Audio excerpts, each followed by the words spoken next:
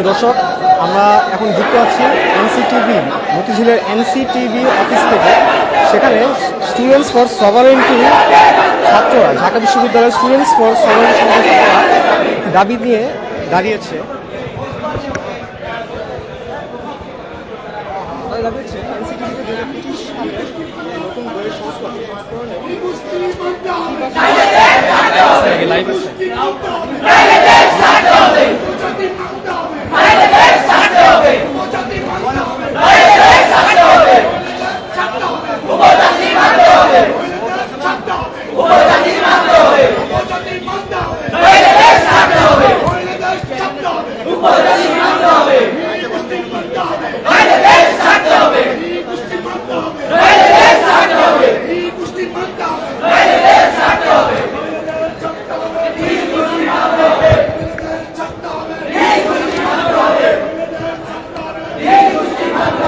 তারা আপাতত পাঁচটি দাবি তারা উপস্থাপন করেছে এনসিটিভির সামনে। তার মধ্যে প্রথমটি ছিল যে পাঠ্যপুস্তক থেকে যে রাষ্ট্রদ্রোহী যে শব্দ আদিবাসী শব্দটি প্রত্যাহারের দাবিতে, এবং অখণ্ড ভারতের যে কল্পিত মানচিত্র, সেই মানচিত্রের যে গাছটি পাতা সম্বন্ধে সেই গাছটিকে তারা সরানোর প্রতিবাদ জানিয়েছে। তারা সরাতে বলেছে।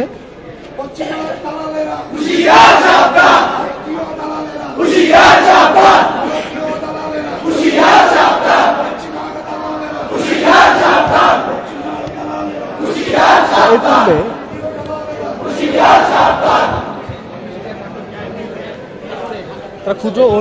তারা ক্ষুদ্র নৃগোষ্ঠীদেরকে অবাঙালি বা আদিবাসী, যারা ক্ষুদ্র নৃগোষ্ঠী যারা অবাঙালি তাদেরকে আদিবাসী বলার ও প্রচারণাকে রাষ্ট্রীয় অপরাধ হিসেবে ঘোষণা দিয়ে প্রজ্ঞাপন জারি করতে তারা একটি দাবি জানিয়েছিলেন। পাশাপাশি তারা আরও দাবি জানিয়েছিলেন শিক্ষা কথিত মান উন্নয়নের নামে শিক্ষাখাতে আন্তর্জাতিক সংস্থা বা এনজিও থেকে তহবিল বন্ধ করার জন্য দাবি জানিয়েছেন, এবং বৈদেশিক তহবিল শিক্ষা কার্যক্রমকে সাম্রাজ্যবাদীদের হাতে তুলে দিয়ে শিক্ষার্থীদের মগজ বিক্রি করা বন্ধ করতে বলেছে।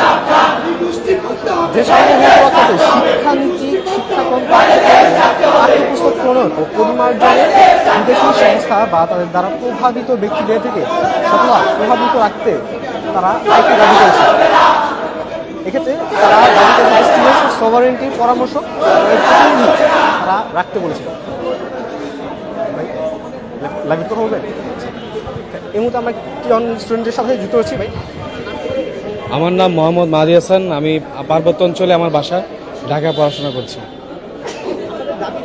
আমাদের দাবি হচ্ছে মূলত আপনার 2025 শিক্ষাবর্ষে যে পাঠ্যপুস্তক যে বইগুলো আছে, এখানে নবম দশম শ্রেণীর একটা দাখিল বইয়ে ব্যাক কভারে হচ্ছে আদিবাসী শব্দটা মানে ওরা সংযুক্ত করা হয়েছে। 2007 সালে জাতিসংঘ থেকে একটা নীতিমালা প্রকাশ পায়, যেখানে হচ্ছে যারা আদিবাসী, যদি কোনো আদিবাসী থাকে, সেই ক্ষেত্রে আদিবাসীদেরকে স্পেশাল কিছু সুবিধা দিতে হবে। যেমন ওরা ওদের স্থান থেকে আঞ্চলিক মানে ওদের যে অঞ্চল থাকবে ওই অঞ্চল থেকে ওরা সেনাবাহিনী উচ্ছেদ করতে পারবে। ওরা চাইলে ওদের নিজেদের শাসক তৈরি করতে পারবে। প্লাস হচ্ছে ওরা আলাদা একটা স্বায়ত্তশাসিত দেশ ওরা তৈরি করতে পারবে। হ্যাঁ, সেই ক্ষেত্রে এই আদিবাসী শব্দটা যখন হয় তখন ওইখানে কিন্তু আপনার ওই জাতিসংঘে কিন্তু বাংলাদেশ ওই অধিবেশনে কিন্তু সাইন করে নাই। ইন্দোনেশিয়া সাইন করছে। আজকে ইন্দোনেশিয়া থেকে পূর্ব তিমুর নামে একটা খ্রিস্টান রাষ্ট্র তৈরি হয়েছে, আপনারা তো জানেন, খ্রিস্টান রাষ্ট্র তৈরি হয়েছে। তারপরে এই সুদান থেকে দক্ষিণ সুদান তৈরি হয়েছে, খ্রিস্টান রাষ্ট্র। আপনি যদি 2000 সালের দিকে খেয়াল করেন, আমাদের পার্বত্য অঞ্চলে গুটি কয়েক খ্রিস্টান ওদের চার্চ ছিল। আজকে 2024 সালে আপনি একটা সমীকরণ বের করেন, ওইখানে কিন্তু অগণিত আপনার হচ্ছে বিভিন্ন চার্চ তৈরি হয়ে গেছে। তো এটা একটা আপনার ষড়যন্ত্র চলতেছে যে আমাদের পার্বত্য অঞ্চলকে একটা আলাদা রাষ্ট্র তৈরি করার জন্য। ওইটারই আমরা ওই ধারাবাহিকতায় দেখা যায় বিভিন্ন বইয়ে ওই যে আপনারা দেখতে পাচ্ছেন যে একটা 5টা পাতা, এই পাতা ছেঁড়া নিষেধ। এখানে মুসলিম, বৌদ্ধ, খ্রিস্টান, হিন্দু, তারপর লেখা আছে আদিবাসী। আদিবাসী কি কোনো একটা ধর্ম? এটা হচ্ছে ওদের একটা ষড়যন্ত্র। ওই আদিবাসী যে ওয়ার্ডটা, ওই ওয়ার্ডটাকে ওরা ইউজ করে আমাদের পার্বত্য অঞ্চলকে আমাদের দেশ থেকে আলাদা করতে চাচ্ছে। আমরা ওইটাই আদিবাসী শব্দটিকে আসলে রাষ্ট্রদ্রোহী কেন বলা হচ্ছে এই মুহূর্তে? আপনি যদি আমাদের সংবিধান দিয়ে খেয়াল করেন, আমাদের সংবিধানে 23 কতে লেখা আছে যে আমাদের দেশে যারা ক্ষুদ্র নৃগোষ্ঠী তারা মূলত উপজাতি, তারা আদিবাসী না, তারা উপজাতি। এই আদিবাসী শব্দটাকে 2007 সালের পর থেকে মূলত ইনভেনশন করা হয়েছে শুধুমাত্র পার্বত্য অঞ্চলকে বিভিন্ন ষড়যন্ত্রের মাধ্যমে আলাদা করে ফেলার জন্য। জাতিসংঘ যখন ওই যে আপনাকে বললাম, জাতিসংঘ থেকে যখন হচ্ছে যে এই ডিক্লারেশনটা আসে, তারপর থেকে শুরু হয়েছে। এই আমাদের সংবিধানেও তো এই আদিবাসী ওয়ার্ডটা নাই। এই কারণে মূলত আমরা বলতেছি যে এটা হচ্ছে আপনার একটা রাষ্ট্রদ্রোহী শব্দ, আর এটা তো মূলত আমাদের সার্বভৌমত্বকে আঘাত করে, আঙুল তোলে। এই কারণেই মূলত হচ্ছে যে আমরা চাচ্ছি যে এই ওয়ার্ডটাকে বই থেকে, পাঠ্যপুস্তক থেকে সরাই ফেলা হোক, আর এই ওয়ার্ডটাকে নিষিদ্ধ করা হোক। ইতিমধ্যে আপনাদের এখন পর্যন্ত কোনো বাধার সম্মুখীন হয়েছেন কিনা এই আন্দোলন? এই 2025 শিক্ষাবর্ষে বইতে রিসেন্টলি হয়েছে। আমরা দেখতে পাচ্ছি যে রাঙ্গামাটি বিশ্ববিদ্যালয়ে বিসি নিয়োগ হয়। ওই বিসি নিয়োগের যে ওইখানে বিসি নিয়োগের ওখানে কিছু শিক্ষার্থী, উপজাতি কিছু শিক্ষার্থী ওদের কিছু দাবি দফা নিয়ে ওরা হচ্ছে যায়। ওইখানে লেখে যে আদিবাসী শিক্ষার্থীদেরকে ওরা দাবি দফা দিচ্ছে। সংবিধানে যে ওয়ার্ডটা নাই, যে ওয়ার্ডটা সম্পূর্ণ সংবিধান বিরোধী, সেই ওয়ার্ডটাকে ইউজ করে ওরা যাচ্ছে ওই জায়গায়। এইদিকে এনসিটিভির মতো একটা রাষ্ট্রীয় একটা প্রতিষ্ঠানে ওরা হচ্ছে যে এই ওয়ার্ডটাকে ঢুকাই দিছে। ওই পুরো সবগুলা বইয়ের পাতায় ব্যাক কভার আপনি দেখবেন যে ওই আদিবাসী ওয়ার্ডটা আছে। ওরা আস্তে আস্তে করে আদিবাসী ওয়ার্ডটাকে সম্প্রচার করে সবার সামনে এটাকে খুব ইজি করে তারপরে গিয়ে হচ্ছে ওরা করবে এই আদিবাসী ওয়ার্ড। ওরা তো অলরেডি চাচ্ছে।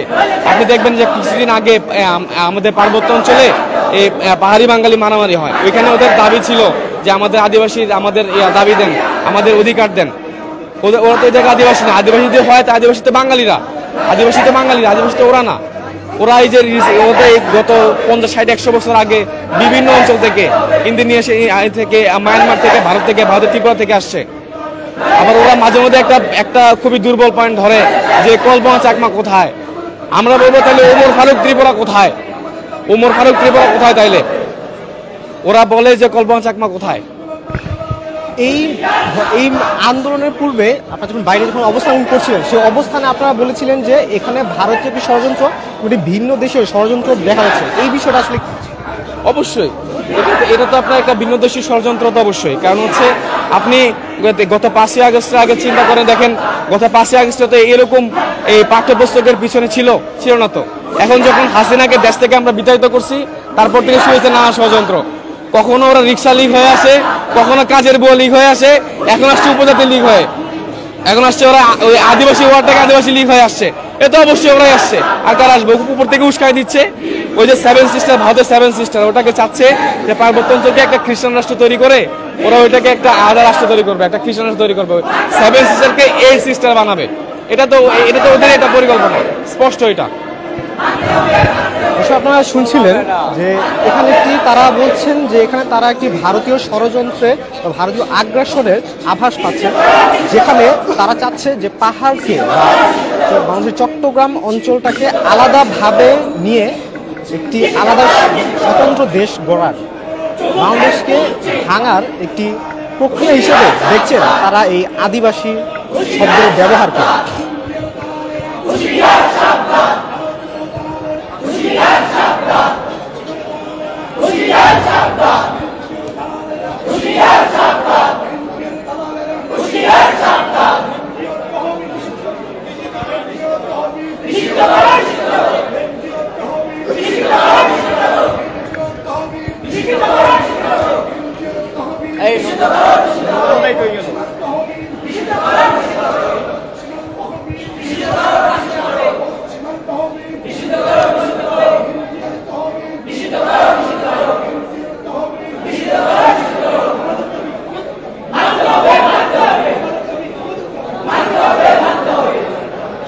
দর্শক, কিছু জানিয়ে রাখতে চাই যে 2007 সালের জাতিসংঘের 61তম অধিবেশনে আদিবাসী বিষয়ে একটি ঘোষণাপত্র উল্লেখ করা হোক বা উপস্থাপন করা হয়, যার নাম ছিল United Nations Declaration of the Rights of Indigenous people's.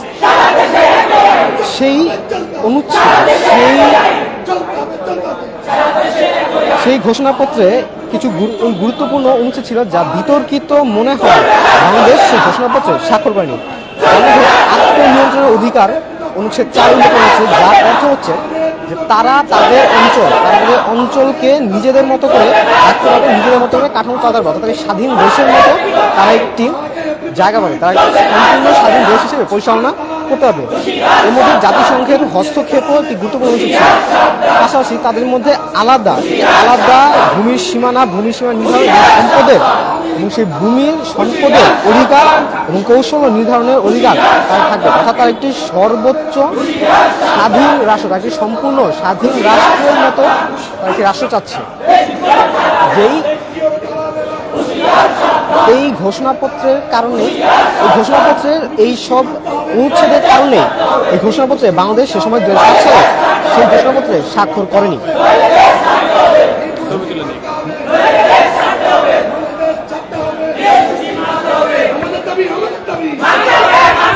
আমাদের দাবি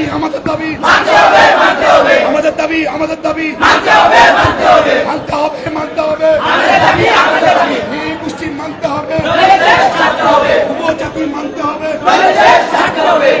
আর দালালেরা আমেরিকার দালালেরা ইন্ডিয়ার দালালেরা ভারতীয় দালালেরা এনজিওর দালালেরা